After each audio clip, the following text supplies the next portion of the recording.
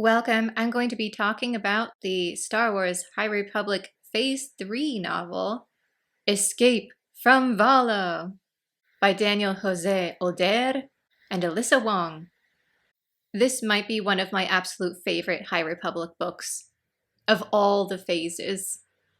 I want to go back and reread it over and over. Quick recap for anyone coming in that's new to Phase 3. This is happening about a year after the fall of Starlight Beacon. The Nihil have put up an occlusion zone, which basically locks down a whole section of space. No one can get in or out without the proper codes. This particular adventure takes place inside the OZ, so basically they are occupied by Nihil forces. It starts out with a great storyline. If anyone remembers the fiasco that was the Republic Fair, the Nihil, as a kind of joke, are putting together the Dark Fair. There's just one tiny problem with this. Ram is having none of it. He went AWOL from the Jedi Order and kind of decided he was becoming a Wayseeker on his own. I know, Vern did that too, but in this case, Ram kind of has the wink-wink okay from the Jedi Order about it because Master Kunpar did kind of the same thing, and they are working together in this book. So he's not entirely AWOL. He's just kind of not entirely following the rules that the Jedi told them to do. I love Ram's character. He's kind of this semi-nerd, but also very brave. These two things combined into one because he loved to study history and stuff and knew about the Sith Lords and thought, cool. You know what would scare the Nihil? A Sith Lord showing up. And so using broken red stained glass from the Jedi Temple that the Nihil destroyed, he created filters for lightsabers to turn them red. He got himself some black robes and red face paint, so I just love this book so much. Ram was cosplaying as a Sith Lord. Like basically full Darth Maul.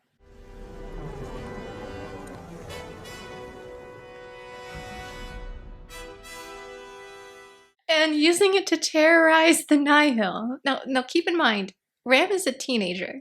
So he shows up at the Dark Fair in his billowing robes, his red saber. And he's like trying to be all gravelly and dark with his Batman voice. Oh my goodness. I was dying. I was just dying. Meanwhile, while he's off doing this, Master Kunpar is also cosplaying, but he's very smart about it. He went the reverse direction. So rather than being flamboyant, he put on like ratty robes, kind of goes around hunched over, pretending he is a little bit senile. He is on the older side, so he can pull this off. There's a Jedi here? The two of them are just absolute comedy gold. So the Nihil just kind of assume he's some harmless old caretaker, and for the most part, at first, they left him alone. They're just like, he's a janitor. We don't care. The constant stream of tea jokes from Master Kunpar, I think we might be the same person. The story will be doing all kinds of wild stuff, and Kunpar will just be like, I think I know what we need to do. We need to make some tea. And Ram is just like, the answer to everything is not tea. And I'm like, how do you know? Until you try it. Here's a line from him that's just classic. A good Jedi must be patient, even and especially when drinking tea. Ram describes what his creation is as having the ability to strip paint.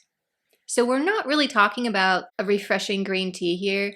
I get the feeling the tea in question is like full Earl Grey with like 4 tea bags in it, brewed for way longer than it should be brewed, and then just he drinks it straight. On to the other characters in this book, whom I also adore.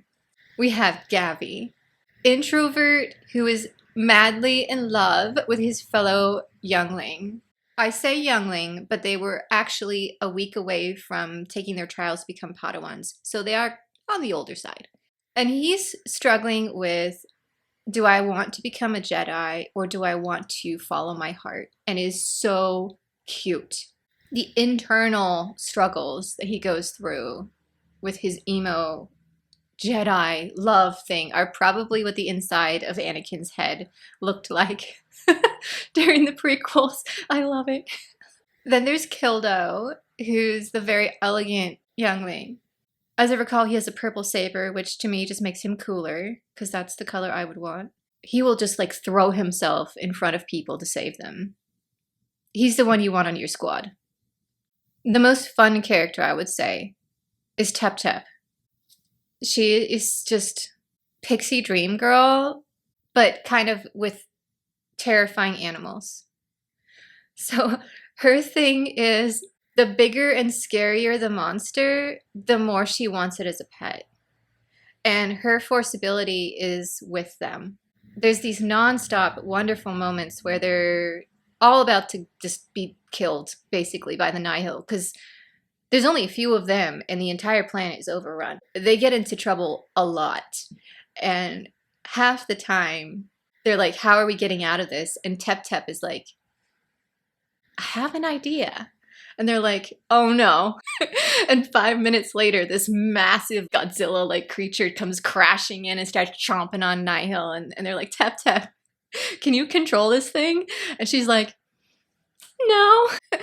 Oh my goodness. I love her so much. And then I also thought it was such a cute story of how accepting the Jedi are of the trans community, because when she was younger and realized that she was a she basically went to the people in charge of the creche and said, I'm a she and my name is now Tep Tep. Picked up her things and just switched sleeping quarters. And the Jedi were like, okay, you're now Tep Tep. And there's this very sweet line about that. She was brighter, happier, and more confident now that she was finally living publicly and being acknowledged as a girl. We also got some great villains. Some of them pretty run-of-the-mill, but not Drigget. She's a local, recognized when the Nihil showed up. She had two choices. Basically get herself killed and her family starving on the streets, or she could join the Nihil and do what she could from the inside. And she chose the latter. This was a really interesting story for her because we got to get that perspective of how much can I do from the inside, but also watching her slowly change throughout the book of, at first, she was very much against anything to do with them and barely able to hide it. But by the end, she changed in a way that made sense. I really liked her character growth. We also got some truly terrifying leveler scenes. I love the levelers so much. They're the scariest thing I've ever read in fiction. And poor Gavi, he and the other kids were on the run with one of the adults and got to watch him dragged in front of a leveler and turned to stone and then shattered into a million pieces right in front of them before they got away. And as a result, Gavi is unable to use the Force. The trauma was so deep, he lost his connection. I don't know, I just really connected with that storyline of going through something so hard that you're like, I can't even function anymore. Because I'm kind of going through that right now, to be honest. People on Patreon will probably have noticed more than the regular YouTube releases, but I haven't been recording that much, and that's because there's some really big, hard things going on in my life right now. And so when I was reading this book, I really loved Gavi's story of kind of rediscovering himself, understanding that this level of trauma had changed him permanently. And what he had to do was learn to live with the new Gavi. I did not expect to be this emotional when talking about it. But anyway, that was a great storyline. On to happier topics. We also got force-wielding pirate queens, because you know what's more awesome than being a pirate queen? Both at the same time. So Saya Kim is a famous Force pirate queen who is known for having affairs with Jedi. They can't have attachments, but that doesn't mean they can't have flings, and the High Republic makes that very clear. Her descendants don't have her level of connection to the Force, but they value it and honor it. And they love to tell stories about her. And she's like this legendary figure in that area of space, and I kind of want to cosplay her. So Zyle is her descendant. They are hilarious as a character because they grew up with all these stories about how wonderful the Jedi are and how honor and like meditation are very important, but also they're a pirate family. They end up on a Nihil ship, and their reaction to this is, let's see, they stole a mouse droid by putting it in their pocket. They are wearing a huge pirate duster jacket, by the way, that other characters go, this is not a hollow novel, what are you wearing all the time about? They also go to the galley and like steal a bunch of food. They, again, put in a pocket. Right from scene 1, I was on board with Zyle. They go on about how much they love Ronto wraps as well, so like immediately relatable for anyone who has had a Ronto wrap. They also take the pirate code extremely seriously, including rules like never draw a weapon except to save a life. They were a great addition to the team. Another super relatable part about this is even though the planet was taken over by vicious marauders, people still had to go to work. The market stayed open because people had to make a living. Even in a post-apocalyptic kind of a scenario here, everyone still has to go to work. Star Wars is so accurate sometimes. There were some really great lines in this as well that I really found helpful. One of them was from Gavi. How could he expect to hone his compassion for others if he didn't even have it for himself? Love wasn't attachment. True love was letting go. If you are a compassionate person, how come you can only have it for others? As someone who constantly loathes themselves, this really hit hard. Of like, you should have compassion for yourself as well. And Ram jumps in on this whole attachment, love, compassion thing as well, with some feelings passed over him like a gentle breeze, others like a tidal wave. But they always, always vanished. No need to hold tight. They would be back again. In other words, sometimes you're going to get hit really hard by a big emotion. Say, really hating yourself. Don't grab onto that and try to hold it. Accept that it's happening at the moment and let it, like a wave, hit you, crash, go away again. Recognize it will be back. But it's a flow. I liked this because sometimes with the Jedi philosophy, they're like, we don't feel emotion, just always get rid of it. What Ram is kind of saying here, to me anyway, is no, let it happen. Just don't grab it and try to hold on to it. There are also a few fun little kind of Jedi Survivor and Jedi Fallen Order references with stims and things like that. You're full of surprises. I always enjoy those little Easter eggs. This book hit on all cylinders, though. We had great characters. There weren't too many characters. Defy the Storm, I love you. We're going to talk about you later, but you have too many characters. Oh, Escape from Valo was just like a perfect core team. You really got to know them. They had a definite mission. Such fun personalities to hang out with.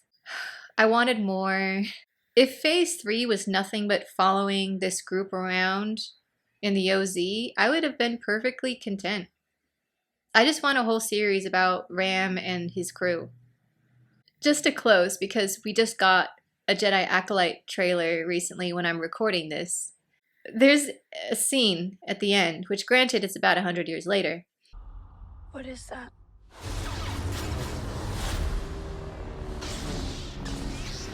And all these High Republic Jedi are like, what is that?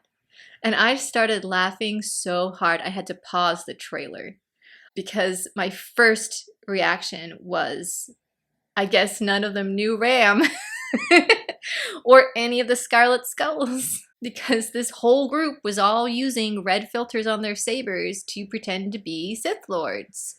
And I just thought that was the funniest thing ever. Apparently, this group of Jedi didn't have any connection to the Scarlet Skulls because they would have just seen the red saber and they would have been like, is that a filter or is your saber really red? My reaction to the trailer was, is that really a bled saber or is it just someone else cosplaying in the High Republic as a Sith Lord? I kind of hope that it is. Because everybody who hasn't read the books that I've seen reacting to the trailer online is like going off on Sith lore. And I'm sitting here going, or there's no connection to the Sith Lords at all. And it's just like a Path of the Open Hand survivor cult spin-off that's like cosplaying as a Sith Lord. There's also other characters of fallen Jedi we've run into so far in the High Republic. One of them is helping with the Nameless problem right now, who it could be related to.